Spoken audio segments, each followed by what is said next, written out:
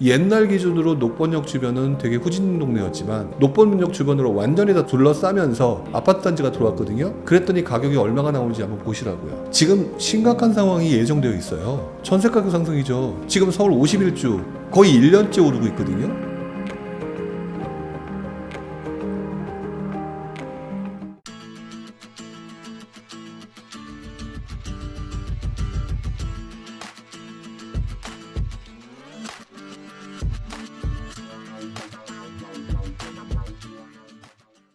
너무 단편적으로 답하기 참 어려운 내용이에요. 재건축 재개발은. 일단 저는 이렇게 말씀을 드리고 싶어요. 먼저 전제를 좀 먼저 깔고 가야 될 것 같은데요. 재건축 재개발이 왜 사람들한테 관심을 갖는가부터 생각을 해야 돼요. 왜 관심을 갖는가? 쉽게 말하면 신축을 싸게 살 수 있기 때문이에요. 신축 가격이 엄청나게 오르는 걸 봤기 때문이거든요. 그런 상황이거든요. 근데 문제는 여러분들 이 시장이 얼마나 복잡하게 돌아가실지를 이제 보게 될 거예요. 왜 그러냐면 지금 시장이 좀 꺾이고 난 다음에 지금 가장 시장에서 문제가 되는 부분이 여러분들 얼마 전에 대조 1구역이라든지 얘기 많이 뭐 들어보셨고 한때 둔촌주공 얘기도 많았었고 결국 뭐냐면 사업 속도 그리고 또 이제 발생되는 문제가 분양가는 올라가고 원재 자격이 올라가니까 추가 부담금이 늘어난다든지 분양가가 올라간다든지 이런 부분이 발생하게 되는데 뭐 서울은 그래도 괜찮다고 하지만 여전히 또 분양가가 높아서 분양이 안 되는 것도 발생하고 있잖아요. 이렇게 되면 재건축이나 재개발이 지연되는 효과가 만들어진다는 거죠. 그래서 이 시기는 지연의 가능성이 가장 크게 그 문제가 폭발하는 시기예요. 그러니까 재건축 재개발을 언제 투자하느냐가 중요한 게 아니라는 걸 기억하셔야 돼요. 그거는 자꾸 내가 그렇게 해서 빨리 돈 벌어야 되니까 그 뒤에서 일어날 현상들을 하나도 모르는 거예요. 그 현상들을 알고 나면 그 현상들을 이용해서 내가 어떻게 투자를 해야지 재개발 재건축을 잘할 수 있을까로 가야 되는데 뒷단계를 모르니까 그러니까 지금 오늘 얘기하는 모든 기조가 그렇잖아요. 상승장의 배운 기조만 가지고 세상을 판단하고 있는 건데 시장이 꺾이고 난 다음에는요. 상승장 때는 신축의 아파트 가격으로 비교한단 말이에요. 이렇게 되니까 앞으로 이렇게 될 거니까. 근데 그 신축도 지금 더 이상 올라가지 못하거나 분양도 안 되거나 이런 상태에서 재개발 재건축은 굉장히 안 좋은 단점을 가지고 있어요. 언제 될지 몰라요. 그렇기 때문에 재개발 재건축이라고 하는 것의 투자는요. 지금 제가 말씀드렸던 이 부분들을 고려하게 되면은요. 분명히 아까 말했던 그리고 예전에 말했던 조급한 사람들이 비싼 가격으로 들어왔던 사람들이 싸게 파는 물건 발생할 거라고요. 분명히 싸게 파는 물건 그분들이 어떤 이유로 파는지는 모르겠지만 분명히 어떤 이유로 해서 싸게 파는 물건들이 발생할 거고요. 싸게 파는 물건들이 발생하게 되면은 뭐 예를 들어서 뭐 한 5억짜리다. 평균 가격 5억인데 누가 급해서 4억에 내놨다. 그럼 4억에서 1억의 안전마진이 발생하는 거잖아요. 그리고 난 다음에 조금 더 기다리겠다. 왜? 사업이 지연될 수 있으니까. 그럼 이왕이면 사업이 지연되는 걸 조금 더 막으려면은 사업 단계가 후반이어야 되겠죠. 이런 것들을 지켜보는 수밖에 없죠. 그래서 저는 개인적으로 지금 초기 재개발 보는 사람들이 좀 답답하긴 해요. 원래 초기 재개발 투자는 또 다른 식으로 또 본질을 보면서 하는 방법이 있어요.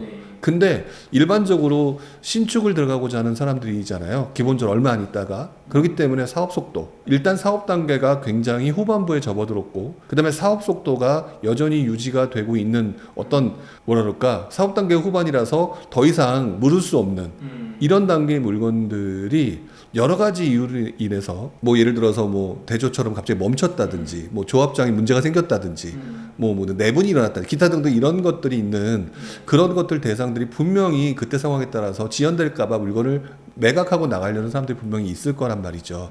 이런 물건들을 조금 꾸준히 지켜보시면서 걸러서 잡아낼 생각을 하셔야 돼요. 그냥 본인이 그걸 볼 수 있는 능력이 없으면서 신축에 대한 열망 때문에 이거 어떻게 하면 될까요? 라고 해서 단편적으로 답하는 사람이 저는 전문가가 아니라고 생각해요. 단편적으로 답을 드릴 수 없을 정도로 복잡한 게 재건축 재개발인데 이거를 단편적으로 한다? 그러려면 아주 심플하게 이렇게 말씀드려야 되겠죠. 제 입장에서 아까 얘기했던 것처럼 사업 속도가 굉장히 후반부이면서 여러 가지 이유로 인해서 급매물을 잡는 게 가장 최선이다라고 얘기하고 싶어요. 그리고 그게 이 재건축 재개발은 가능해요. 아까 말씀드렸던 것처럼 일반 아파트 같은 경우는 그냥 살고 있는 집이기 때문에 엉덩이 붙이고 그냥 가만히 있으면 되는데 이 재건축과 재개발은요 중간 단계에서 들어가 사는 것도 아니고 그냥 뭐 예를 들어서 철거를 했다 그럼 이 상태에서 문제가 생기는 거니까 갑자기 이게 어떻게 돼야 될지 일반 집 같으면 들어가 살면 되는 건데 그렇기 때문에 이게 굉장히 리스크가 크다는 것 때문에 진폭도 심하고 던지는 사람들도 꽤 있어요. 그런 물건들을 잡는 게 제일 좋죠. 여러분들 가장 옛날 사례를 간단하게 설명을 드리면 이렇게 말씀을 드릴 수 있을 것 같아요. 여러분들 지금 송파에서 가장 가고 싶어하는 송파에서 가장 가고 싶어하는 재건축이 완성된 단지가 어디겠느냐. 그러면 아마 대부분 다 딱 떠오르는 게 헬리오시티일 거예요. 헬리오시티. 그다음 강동구에서는 그럼 고덕주공이라든지 고덕시형이 재개발됐던 고레일 아니면 그라시온 같은 걸 거란 말이죠. 근데요, 여러분들 그거 나중에 잘 입주했으니까 그냥 무난하게 지금 잘 됐나 보다. 아니었어요. 난리도 아니었어요. 가락시형하고 고덕시형이 서로 막 싸움 나고 비대위랑 싸움 나서 뭐 해서 그때 가격이 엄청 떨어지기도 하고 또 그게 가지고 또 엄청 떨어지고 또 거래량이 또 엄청 늘어나기도 하고 이런 과정에 잘 꾸준히 지켜보면서 선택하신 분들이 최종 승자가 된 거거든요. 재건축 재개발을 갖다가 이 상승장의 경험만으로 접근하면서 그냥 이렇게 하면 대충 되겠지가 아니라 진짜 좋은 곳 또는 앞으로 좋아질 곳 대단지 중에서 사업이 후반부에 진행되는 가운데서 조금 흔들리는 단지 이런 것들이 여유가 생긴다면 그런 것들을 하셔야 돼요. 예를 들어서 한번 진행자분께 여쭤볼게요. 지금 다 밀었어요. 2주 다 했어요. 근데 갑자기 여러 가지 싸움 나서 스톱됐어요. 이게 사회적 문제가 클까요? 안 클까요? 엄청 크죠. 이거는 그쪽 조합원뿐만 아니라 그쪽에 있는 뭐 구청, 서울시청 가만히 있을까요? 해결을 하는데 완성시키는 쪽으로 해결하는 방향이 흘러간다고요. 근데 초기면 접어. 제가 그래서 지금 자꾸 사업 후반부 거를 얘기를 하는 게 바로 여기 있어요. 그래서 투자자 입장에서는 조합원분들한테 좀 죄송스러운 말씀이지만 투자자 입장에서는요. 이런 거대한 사업성이 좋을 만한 지역들이 여러 가지 이슈로 막 투닥투닥하고 막 뒤집어지잖아요. 정말 좋은 투자 기회예요. 자금이 있으면 아주 심플하게 그것만 생각하셔도 돼요. 이게 상승장의 투자 방법이 아니에요. 상승장의 투자 방법은요. 쫓아만 가면 되고 나중에 초기 재발까지 갔죠. 지금 같은 장에서는 그런 거 할 필요 없어요. 실제로 여러분들이 잘 알고 계시는 지난 장 후반부에 아주 안 좋았던 근데 엄청나게 좋은 단지 지금 입장에서 그걸 대표적인 아파트가 마레프예요. 마레프 같은 경우 결국 결과론적으로 어떻게 됐냐? 결과는 창대했죠. 근데 중간 단계에서 되게 힘들었고 그 중간 단계에서 팔고 나가시는 분이 분명히 있다는 거죠. 재건축 재개발 이렇게 투자하는 게 지금 시기부터는 되게 심플해요. 물론 이 방법이 지금 이제 일반화시켜서 설명드린 거기 때문에 모든 재개발 재건축의 투자 방법은 아니에요. 하지만 가장 일반적으로 접근하기 제일 좋은 방법 중에 하나라고 보시면 될 것 같아요. 기본적으로 사업 시행 인가가 비싸겠어요? 이주 철거가 비싸겠어요? 결국 돈 없으면은요 시간에 투자하시는 거예요. 그걸 가지고 자꾸 맞히시려고 들고 자꾸 질문하면 그 상대방을 점쟁이로 만드는 건데 그렇게 답변 정확하게 해주는 점쟁이는 이 세상에 부동산에 관련된 거는 존재하지 않아요. 아주 심플해요. 본인이 돈 없으면 시간에 투자해야 된다. 근데 초기 재개발보다는 훨씬 더 좋은 거잖아요. 사업 시행 인가 단계이면서 비싼 게 없고요. 2주 철거 단계이면서 싼 건 없어요. 아주 단순한 진리인데 왜 자꾸 그걸 넘어서려고 하느냐. 예, 전 그렇게 생각해요. 노량진 그 뉴타운 같은 경우도 보면은 가격대 비싸잖아요. 그러니까 당연히 이미 노량진 같은 경우는 핵심 입지, 뭐 한남동이 더 훨씬 더 좋은 거 다 알지만 지금 말했던 부가현은 바로 옆에 마레프가 있어요. 예, 과거 사례가 있는데 지금 다 뭐냐 역시 좋은 것만 찾고 있어요. 근데 여기 이 방송을 보시는 분들 중에 분명히 그렇지 못한 분이 더 많을 거라는 거죠. 아까 처음에 했던 다른 그 편에서 나왔던 그 질문하고 똑같아요. 강남하고 싶은 가오지만 노원구가 싫은 거지. 노원구가 싫은 거거든요. 근데 노원구 대다수가 좋아하는 사람들 대다수가 좋아하는 걸 찾아라. 서울에 좋은 재개발 재건축이 얼마나 많은데요. 자꾸 가오 따지지면 안 되니까요. 왜 내 눈에는 자꾸 부가현하고 노량진만 보느냐. 부가현하고 노량진 좋죠. 얘기 하나 많아요. 진짜 노량진 사고 싶으면 노량진에 있는 부동산에 열심히 출퇴근하시면서 이 친구는 살 친구야 라고 하면 진짜 좋은 물건 주겠죠. 그렇게 하시면 되는 거기 때문에 물어볼 이유도 없어요. 그렇잖아요. 물어볼 이유도 없다고요. 우리가 알고 있는 뭐 노량진하고 좀 비슷한 거 지난장에 왕십 뉴타운 왕십리 옛날 왕십리 어땠어요? 하지만 위치 좋았잖아요. 여러분 그것 때문에 노량진 보고 있는 거잖아요. 그렇죠? 그런데 왜 지금 이렇게 두려워해요? 대다수가 좋아하고 있는 서울인데다가 한강변인데 그리고 완전 새 걸로 엄청나게 대단지가 들어오는데 왜 걱정하느냐. 그러니까 그거는 질문이 되지 못한다라고 저는 생각을 하고 싸게만 살려고만 그 시점에 그 주변과 비교해서 그리고 이거 말고도 정말 많은 곳이 서울에는 널려 있다. 그렇다면 그 종로에서도 여러분들 분명히 숨어 있는 엑기스를 찾을 수 있다라고 하는 차원으로 냉정하게 내가 가진 자금을 생각해서 움직이시는 게 제일 좋아요. 가장 좋은 거는 그리고 그것들이 되게 많이 몰려있는 대단지 지역이라고 보시면 돼요. 왜냐면 옛날에 후졌으니까 지금 바꾸는 거잖아요. 여전히 사람들은 잔상이 남아서 안 좋은 것만 보고 있다고요. 근데 그 동네가 다 밀어서 단지가 200세대도 아니고 뭐 한 5,000세대, 만세대 뭐 이런 식으로 엄청난 세대가 들어온다? 그냥 상점벽해거든요. 옛날 모습 다 사라질 건데 지금 기준으로 자꾸 따져볼 필요가 없다라고 저는 생각을 하고요. 뭐 아까 은평구 얘기하셨으니까 자, 은평구 하면 기본적으로 다들 약간 좀 관심 없잖아요. 근데 지금 보면 녹번역 앞에 재개발로 완전히 많이 다 바뀌었어요. 가격 비싸요. 왜? 옛날 기준으로 녹번역 주변은 되게 후진 동네였지만 뭐 동네를 모르시는 분들은 녹번역 주변을 한번 보세요. 녹번역 주변으로 완전히 다 둘러싸면서 아파트 단지가 들어왔거든요. 그랬더니 가격이 얼마가 나오는지 한번 보시라고요. 그런 것들을 생각하게 되면 돈이 부족하신 분이다, 많으신 분이다. 당연히 한남, 뭐 지금 말씀드렸던 그 다음에 노량진, 재건축은 음마 뭐 이런 거 하면 되는 거예요. 근데 없다. 왜 실망하고 왜 좌절해요? 지금 말했던 것처럼 과거 사례를 다 보게 되면 대단지로 바뀌었던 거 신길 뉴타운. 그쵸? 신길동 옛날에 얼마나 이미지 안 좋았어요. 그 다음에 왕십 뉴타운 아까 얘기했죠? 그 다음에 은평구 녹번역 주변도 역시 마찬가지예요. 옛날 사례들이 다 있는데 그대로 가면 되죠. 그분들이 다 지금 돌아가신 분들이 아니고 다 지금 우리 이 세계에서 같이 살고 계신 분들이 하는 행동이잖아요. 똑같이 가면 되죠. 서울은 다라고 보시면 돼요. 왜 그러냐면 서울 같은 경우는 여러분들 지금 되게 싫어하는 동네 또는 조금 뭐랄까 회피하려고 하는 동네 이런 동네 하게 되면 뭐 노골적으로 얘기하게 되면 은평구, 중랑구 뭐 이런 동네를 싫어할 수 있단 말이죠. 그리고 실제로 그렇게 조금 선호도는 떨어지잖아요. 자, 그런데 이 지역에서 지금 녹번역 주변에 얘기를 했었죠. 그쵸? 그 다음에 중랑구도 마찬가지고 이 동네들이요 서울시 도시계획 같은 걸 살펴보게 되면 완전히 바뀌어요. 근데 은평구하고 중랑구만 사랑해서 그러면 나머지는 내버려두냐? 다 구마다 계획이 있다고요. 그리고 구마다 계획들을 자세히 보게 되면 결국 구도심을 새롭게 바꾸려고 하는 계획을 기반으로 깔고 있어요. 여러분들 서울 들어오고 싶어 하는 분들 되게 많잖아요. 그러면 옛날에 살던 그 서울의 구도심의 모습이 아니라 앞으로는 바뀔 곳인데 어떤 특정 지역이라고 해서 안 오른다? 글쎄요. 서울에 들어오고 싶어하는 사람이 이렇게 많은데 수요가 이렇게 많은데 안 오른다는 건 말이 안 되거든요. 그러니까 특정 지역을 얘기를 할 이유도 없다고 봐요. 서울 자체는 기본적으로 지금 제가 뭐 은평구 얘기했고 그 다음에 뭐 중랑구 얘기했는데 그럼 또 남서부 쪽은 금천구 자 이런 곳들 지금 제가 제일 싫어하는 곳들을 얘기를 한 거거든요. 그러니까 선호도가 떨어지는 곳. 근데 그 지역들의 재개발들이 뭐가 있는지 한번 보시라고요. 보시면 아실 거예요. 뭐 경기도에서 그런 걸 찾는다? 그럼 서울 진입 가능한 곳, 편리해질 곳. 그러니까 어떤 특정 지역은 아마 이 방송을 보시는 누군가는 고양시에 살고 계실 거고 누군가는 성남에 사실 거고 누군가는 서울 어딘가에 살고 계실 거란 말이에요.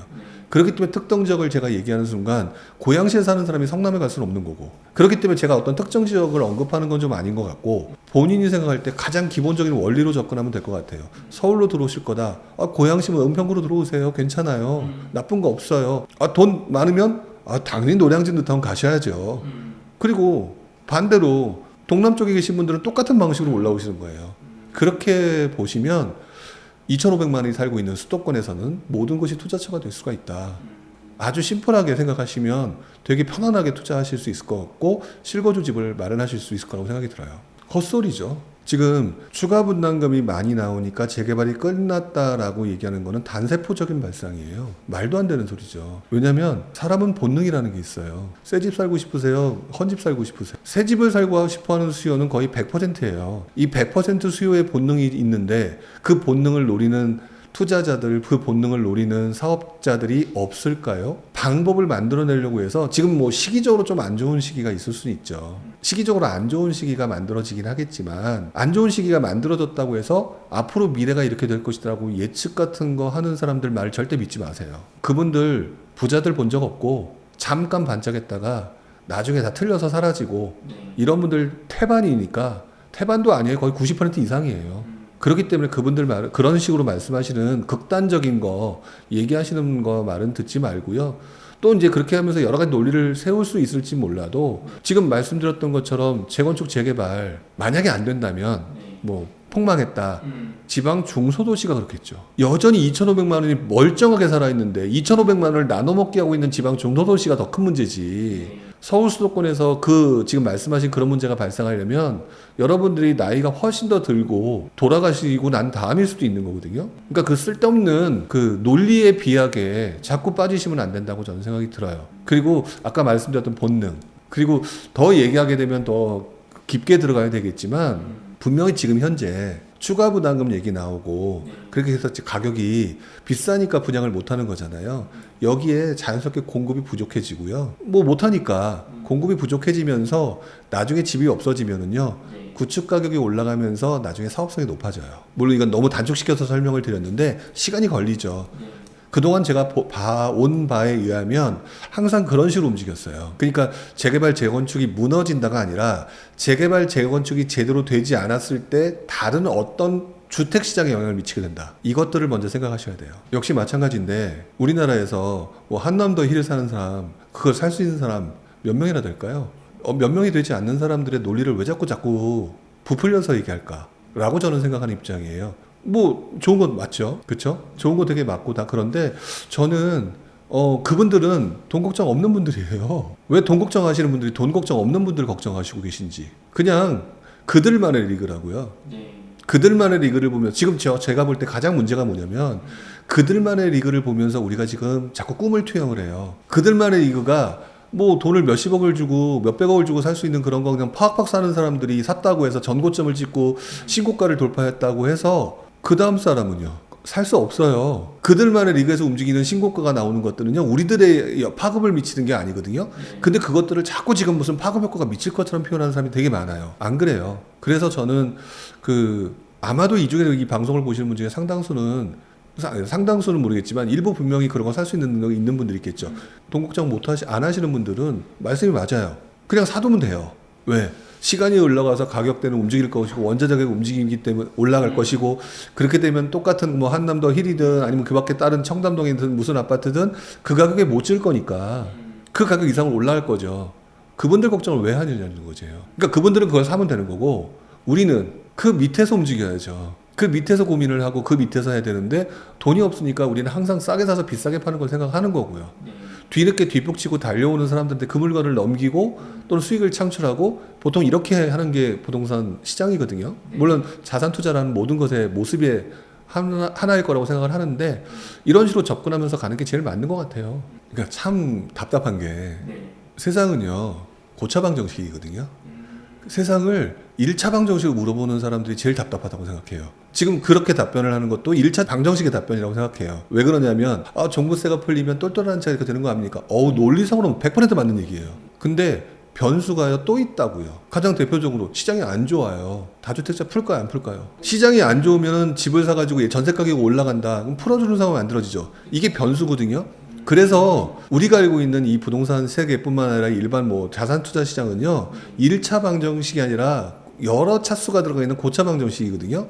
그거를 갖다가 고차 방정식 뒤에 있는 변수들은 무시한 채 지금 현재 있는 걸로만 물어본다고요. 그러니까 똘똘한 채가 계속 갈 것 같다라고 떠드는 사람이 있는데 제가 볼 때는 쟤는 아직 경험이 없구나 라는 느낌이 온다는 거죠. 실제 사례를 설명을 드려보면은요 제가 처음에 투자하던 90년대 후반 IMF가 왔단 말이에요. IMF가 딱 오고 나니까 정부가 제일 먼저 주택을 살 수 있는 활성화 대책을 펼쳤어요. 활성화 대책을 펼치는 그 시점에 여러 채를 사는 게 시장에 도움이 되겠죠. 그러니 다주택자들에 대한 규제가 있었을까요? 없었을까요?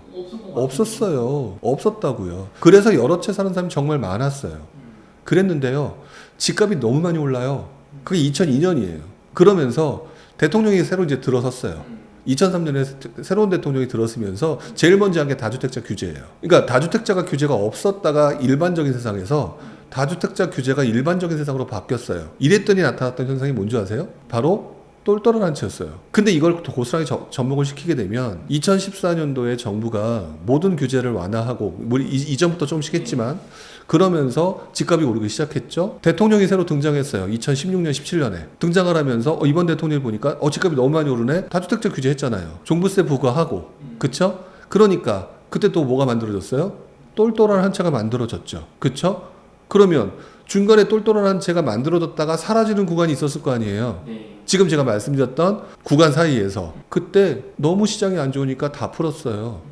그래서 다주택자가 미덕인 시대였어요. 이 상황을 지켜보니까 세상은 돌고 도는 거구나. 지금 현재 환경이 끝까지 이어지는 게 아니구나. 라는 거를 느껴 볼 수가 있었거든요. 그러면 지금 이걸 가지고 언급한다는 분들은 제가 볼 때 이건 거예요. 부동산에 대해서 또는 이 시장에 대해서 한 번도 경험을 하지 못했거나 책으로만 잠깐 해서 아는 부분만 가지고 기억하시는 분들이 하는 질문인 것 같다. 그리고 그거에 대한 답변도 그러니까 똘똘한 채가 될 거다라고 얘기하시는 분도 지금 세상 돌아가는 거 하나도 본 적이 없는 분들이 지금 전문가 행사를 하고 있는 것 같다. 앞으로 정책이 어떻게 될지 모르고요. 지금 상황에서 보게 되면은요. 지금 심각한 상황이 예정되어 있어요. 전세 가격 상승이죠. 네. 지금 서울 51주 거의 1년째 오르고 있거든요. 네. 전세 가격이 오르고 있는 상황이면 여러분들 지금 그랬잖아요. 뭐 예를 들어서 종부세가 폐지가 되니까 네. 똘똘한 한 채가 된다. 인과관계를 아주 잘 이었잖아요. 네. 그럼 전세 가격 상승도 인과관계를 이어볼 수 있거든요. 네. 전세 가격 상승이 올라가게 되면 네. 집 안 사겠죠. 그러니까 지금 공급이 줄어드니까 네. 공급이 줄어들고 전세 가격이 상승을 하지만 요즘 분위기가 안 좋으니까 집을 안 산단 말이에요. 그럼 전세 가격은 더 올라갈 것이고 그다음에 공급이 계속 부족해지니까 전세 가격이 더 올라가면 시장은 더 혼란스러워지겠죠. 이 상황이 만들어지게 되면 정부 입장에서는 이 전세 가격의 상승을 해소하기 위해서 집을 짓는데 너무 오랜 시간이 걸려요. 그럼 또 풀어주는 경우가 발생한다고요. 이게 자연스러운 인과관계거든요. 그럼 풀어준다 그러면 아까 질문에 전혀 다른 환경이 만들어지는 거거든요. 똘똘한 한 채라는 말이 슬그머니 사라진다고요. 이게 계속해서 반복되었던 게 우리나라 부동산 시장의 모습이에요. 네. 그렇기 때문에 지금 뭐 종부세가 풀리기 때문에 뭐 예를 들어서 뭐 폐지를 하고 그렇기 때문에 똘똘한 채가 뭐 유지가 되고 뭐 다 좋아요. 근데 너무 단편적으로 아는 채도 하지 말고 단정짓도 말고 네. 예측하지도 말고 시장의 변화에 따라서 순응하는 게 제일 좋은 것 같아요. 아무래도 기본적인 그 가치 투자와 관련된 부분이니까 싸게 사서 비싸게 파는 시기들이 있단 말이에요. 근데 그 시장 환경이 그때그때마다 다르단 말이에요. 그러니까 그런 얘기들을 조금 많이 하게 되겠죠. 당연히 옛날 얘기도 하게 될 것이고. 그러면서 아까도 잠깐 언급을 했지만, 재개발, 재건축 어떻게 투자하느냐. 그 방법도 그 안에 녹아져 있죠. 근데 뭐 답은 드렸잖아요. 재개발, 재건축의 대단지에, 그 다음에 그때 사업대 후반에 굉장히 대단지. 이런 것들이 다 옛날에 그리고 그 당시에 있었던 뭐 사례나 이런 것들 가지고 충분히 여러 가지를 설명을 드리게 될 것 같아요.